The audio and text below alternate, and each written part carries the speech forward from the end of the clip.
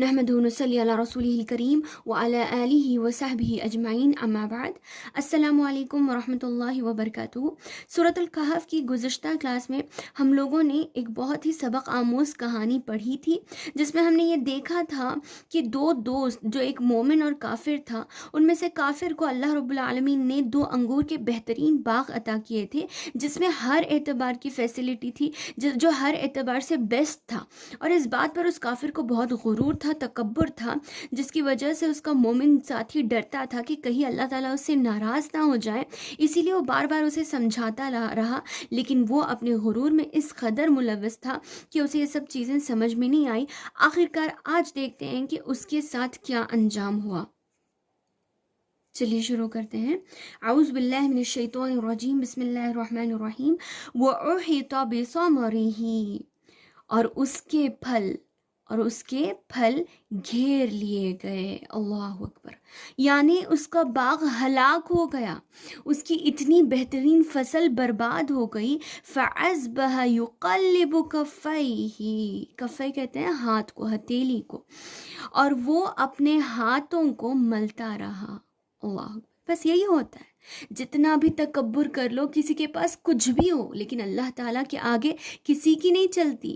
یقلب کفیہ، اپنے ہاتھوں کو ملتا رہا، علی ما انفق فیہا، اس چیز پر جو اس نے اس باغ پر خرچ کیا تھا، یعنی اس کا پورا انویسٹمنٹ وہی تھا، اس کی ساری دنیا بھر کی کمائی، اس کی زندگی کی کمائی صرف وہ باغات تھے، اور اس کے سارے باغ فنا ہو گئے، اسی لیے وہ اپنا ہاتھ ملتا رہا، کچھ نہیں کر سکا۔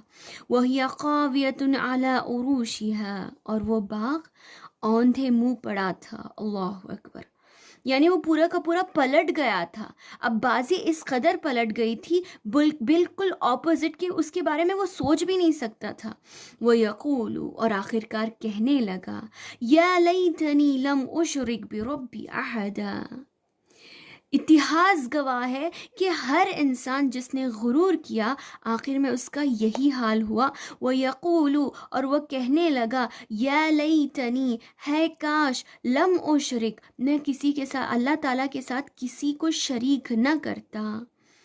لم اشرک بربی احدا، اس ایک اللہ کے ساتھ، ایک رب کے ساتھ میں کسی کو کاش شریک نہ کرتا۔ وَلَمْ تَكُنْ لَهُ فِئَةٌ يَنْصُرُونَهُ، اور نہ ہی کوئی جماعت، فئۃ گروپ کو کہتے ہیں، جماعت کو کہتے ہیں۔ وَلَمْ تَكُنْ، اور نہیں تھی کوئی جماعت، کوئی گروپ، يَنْصُرُونَهُ، جو اس کی مدد کر سکے۔ نصرہ کا معنی ہوتا ہے مدد کرنا۔ کوئی گروپ نہیں آئی، کوئی نہیں آیا اس کی مدد کرنے کے لیے، من دون اللہ، کہ اللہ تعالیٰ کہ اللہ تعالیٰ سے اس کا بچاؤ کر سکے، کوئی نہیں آیا۔ اچھا، پھر کسی اور کی تو دور کی بات، وَمَا كَانَ مُنْتَصِرًا، وہ خود اپنی مدد نہیں کر سکا۔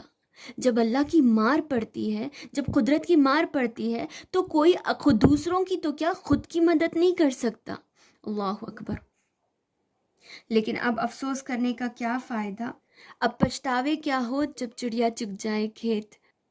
ہنالک الولایۃ للہ الحق، یہیں سے یہ بات ثابت ہو جاتی ہے، یہیں سے یہ بات عیاں ہو جاتی ہے کہ الولایۃ للہ الحق، کہ اللہ برحق کے لیے ہی ساری کی ساری اختیارات ہیں۔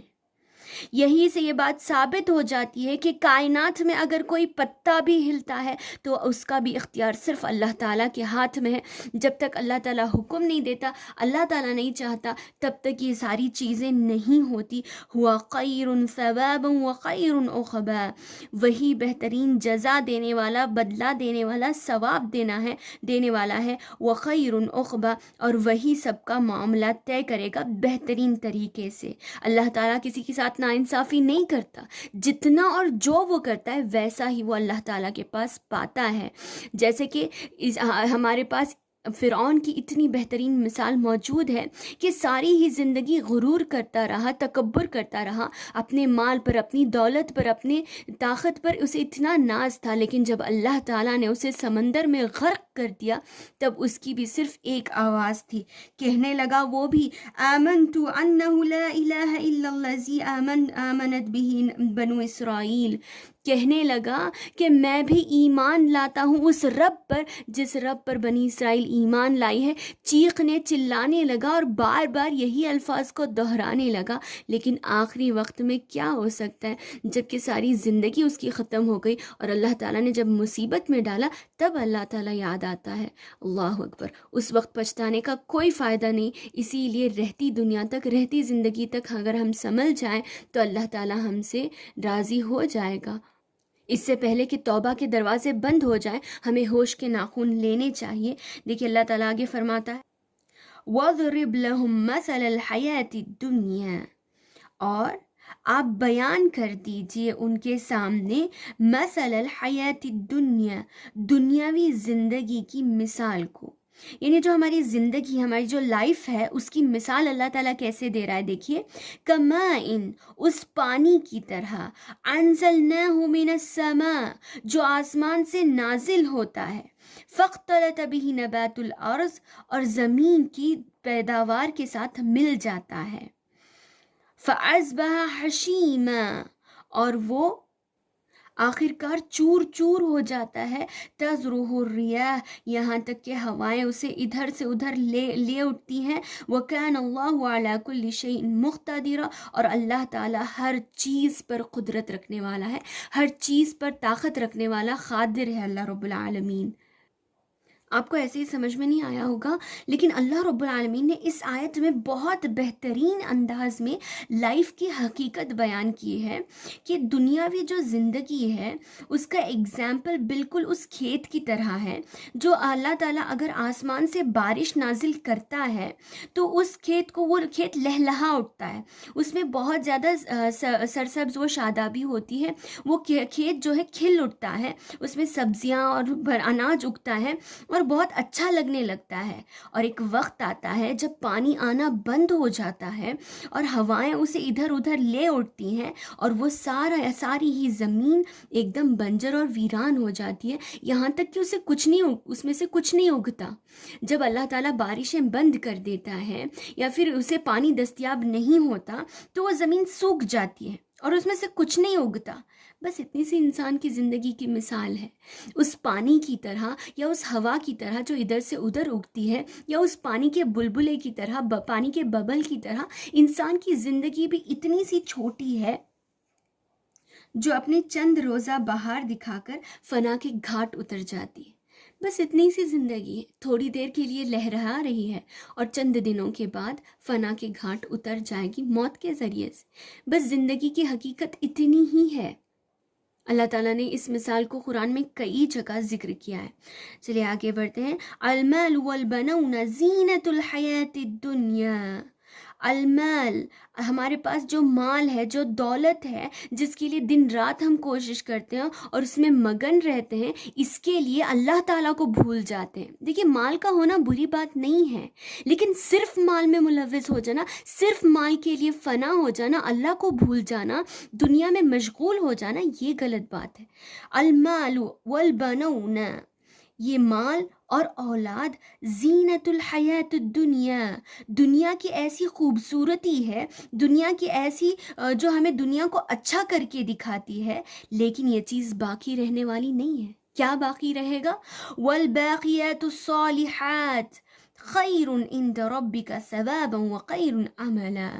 جو باقی رہنے والی ہے وہ صرف تمہاری نیکیاں ہیں، تمہاری نیکیاں باقی رہنے والی ہیں. خیر عند ربک، جو تمہارے رب کے پاس بہترین ثواب کا ذریعہ ہوں گی اور آئندہ کے لیے بھی بہت ہی بہترین ثابت ہوگا.